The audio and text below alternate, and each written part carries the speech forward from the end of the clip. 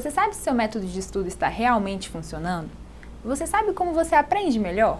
Meu nome é Priscila Medeiros, eu sou coach de vestibular e hoje eu vou ensinar para você o 5º hábito do estudante de alto desempenho, que é aprender a aprender. No 4º hábito do estudante de alto desempenho, nós falamos muito sobre avaliar resultados, ou seja, o que realmente funciona para que eu consiga aquilo que eu quero, aquele resultado que eu quero. E na nossa conversa a gente falou bastante sobre adaptar método de estudo. E aí fica uma dúvida no ar. O que é método de estudo? Uma palavra tão complicada que é para falar uma coisa simples, que é a forma como você estuda. Ou seja, quais são os passos que fazem você chegar no aprendizado propriamente dito. E o primeiro passo para que a gente tenha vamos dizer assim, um método de estudo que é adequado, que funciona, é a autoobservação. E é sobre isso que eu quero refletir com você aqui hoje.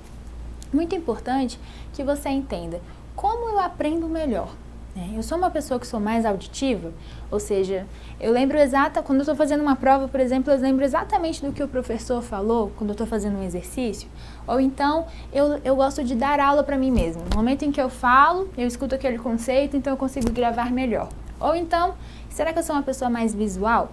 Eu lembro onde estava escrito aquilo ali no quadro, ou então no meu caderno, exatamente a cor, e aí consigo gravar aquele conceito, consigo lembrar na hora de fazer um exercício. Ou às vezes eu posso ser até visual e tátil, eu gosto de escrever e olhar aquele conceito que está escrito, então eu consigo memorizar, eu consigo aprender. É muito importante que a gente realmente preste atenção nisso. Parece uma coisa simples, mas aí é que está o segredo, né? No processo de coaching, a gente consegue adaptar direitinho as técnicas, ferramentas e metodologias para aquilo que aquele aluno em si precisa, né? Como a gente está num vídeo, fica complicado de trazer várias técnicas e de saber como que você funciona. Mas eu vou trazer uma técnica que ela é coringa, que você pode utilizar para qualquer matéria, independente do seu estilo de memorização, do seu estilo de aprendizado. E a técnica coringa que eu vou trazer para você hoje é como fazer um bom resumo. É uma coisa básica, um primeiro passo para um método de estudo eficiente. Então hoje eu separei 5 dicas de como fazer um excelente resumo. Vamos para a primeira delas?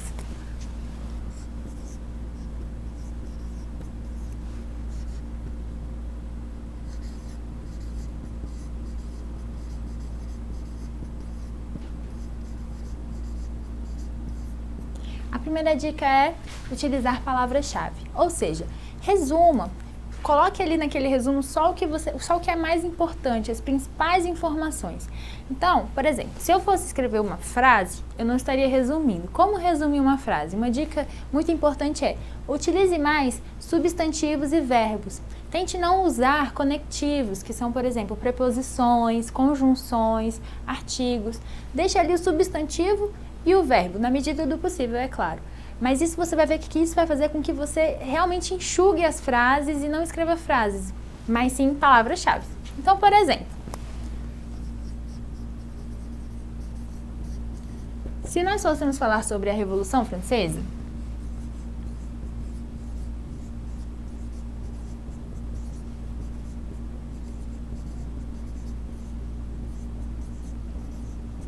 nós poderíamos usar palavras-chave da seguinte forma.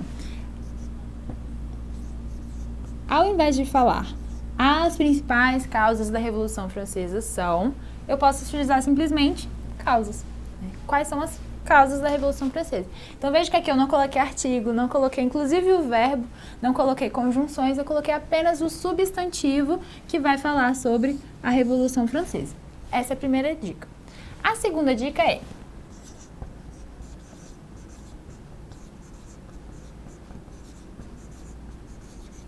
topicalizar, ou seja, coloque em tópicos, enxugue as frases, use as palavras-chave e topicalize isso. Ou seja, se eu fosse falar sobre as causas da Revolução Francesa, eu poderia colocar elas aqui ou em forma de alternativas com números ou mesmo de letras. Então poderia ficar 1.1, 1.2 para uma segunda causa, 1.3, 1.4, e se eu escolhesse usar letras, eu poderia colocar A, B, C e D. No caso aqui, eu preferi utilizar números. Se a gente fosse falar, por exemplo, de outras coisas sobre a Revolução Francesa que não as causas, eu poderia separar da seguinte forma, topicalizar da seguinte forma.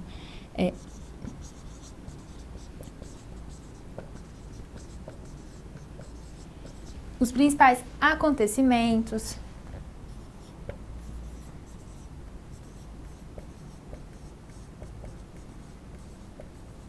e as principais consequências. Por exemplo, ou seja, a gente utilizou aqui palavras-chave e utilizamos em tópicos, né? Colocamos aquela informação em tópicos. Isso é muito importante, porque vai fazer com que o seu cérebro olhe e consiga visualizar aquilo de uma forma objetiva, né? Exatamente o que de informação eu preciso. Lembre-se, é um resumo. A terceira dica importante é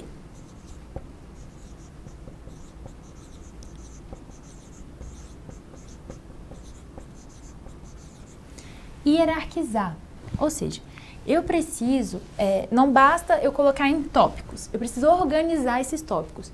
Então, por exemplo, veja que aqui, quando eu fui escrever as causas da Revolução Francesa, eu coloquei aqui um pouco mais para cá, eu dei um tab aqui nesses tópicos, ou seja, eu mostrei que esses tópicos fazem parte da causa.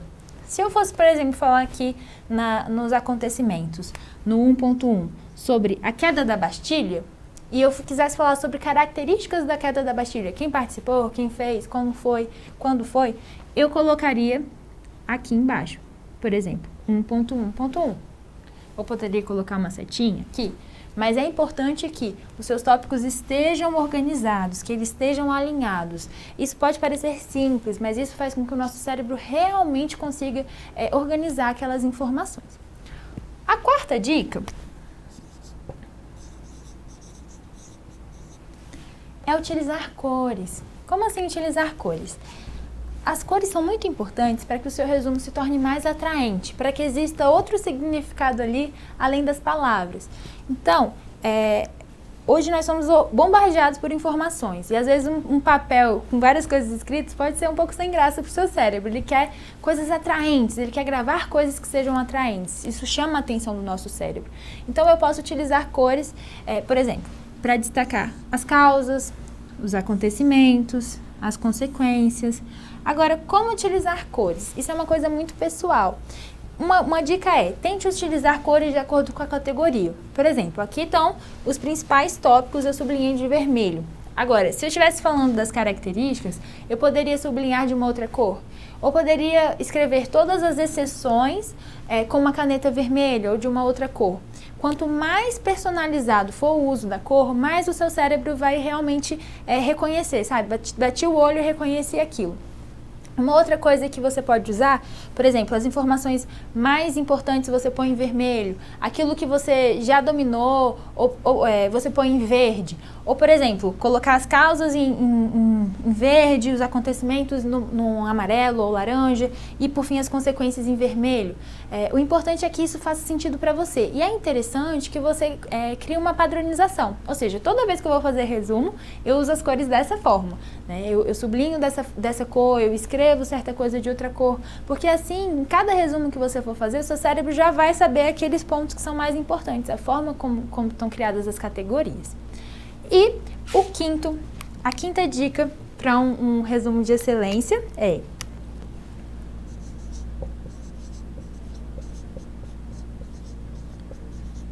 utilizar conexões. Lembra que aqui eu falei, não use os conectivos, evite preposição, evite artigo, né? Mas a gente não pode ficar sem um resumo sem sentido. Nós precisamos usar conexões ainda assim. Só que o ideal é que você tente utilizar essas conexões de uma forma mais visual. Então, por exemplo, se eu fosse falar que essas duas causas, elas estão juntas, elas aconteceram de forma ao mesmo tempo, eu poderia utilizar, por exemplo, uma chave, né? Poderia unir essas duas causas por uma chave.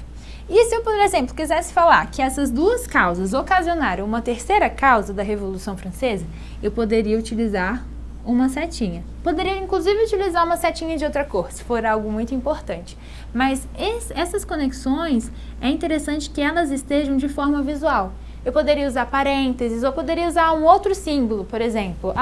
Esse acontecimento aqui foi o acontecimento mais importante da Revolução Francesa. Isso aqui é o que o meu professor falou que vai cair. Eu posso colocar uma estrelinha aqui também. Essa estrelinha depois gerou outros acontecimentos. Use conexões, mas conexões que sejam visuais. Então vamos revisar as 5 dicas para um resumo excelente? A primeira delas é: utilize palavras-chave. Lembre-se, não use frases, use principalmente substantivos e verbos. Evite os conectivos, ou seja, preposições, conjunções e artigos. Deixe a informação enxuta e limpa no seu resumo. A segunda dica é: topicalize, ou seja, escreva em tópicos e utilize letras e números para organizar as suas ideias, organizar os tópicos que você escreveu. A terceira dica é: hierarquize, ou seja, posicione esses tópicos. Lembre-se, se eu tenho um tópico aqui em cima e tenho tópicos que fazem parte desse tópico que está acima, eu vou posicionar ele de forma que isso fique claro para o meu cérebro. Quarta dica para o resumo excelente: utilize cores. E quinta dica: utilize conexões. Essas duas estão juntas porque o objetivo é que você escreva aquela informação de uma forma que seja atraente para o seu cérebro, que ele consiga entender as relações que são importantes, mas de uma forma criativa, de uma forma que seja inovadora e que realmente prenda a sua atenção. E um ponto que é muito importante para a gente refletir nesse vídeo é: não existem matérias difíceis, existem matérias que você ainda não aprendeu a aprender. Muitas vezes os alunos falam assim: mas essa matéria é chata. Às vezes a gente tem mais dificuldade mesmo com algumas matérias. Mas eu digo, chata é a forma como você está estudando. Se você está estudando sempre da mesma forma e não está tendo resultado, não tem como isso ser bom mesmo. O que a gente precisa fazer é adaptar o método de estudo. Reflita sobre o que realmente vai fazer com que você tenha outros resultados. Isso faz diferença e faz com que a gente possa utilizar o que de melhor a gente tem, da nossa criatividade, da nossa motivação. É muito importante que, frente ao método de estudo, nós estejamos motivados e criativos para realmente fazer algo que funcione. Então lembre-se, depois que eu avaliei os resultados e vi que eu não estou com um bom resultado, eu preciso adaptar os meus métodos e, para isso, eu preciso utilizar criatividade e motivação para que eu possa realmente ter eficiência. Bom, esse foi o nosso 5º hábito do estudante de alto desempenho. Eu espero que eu tenha contribuído e até o próximo vídeo.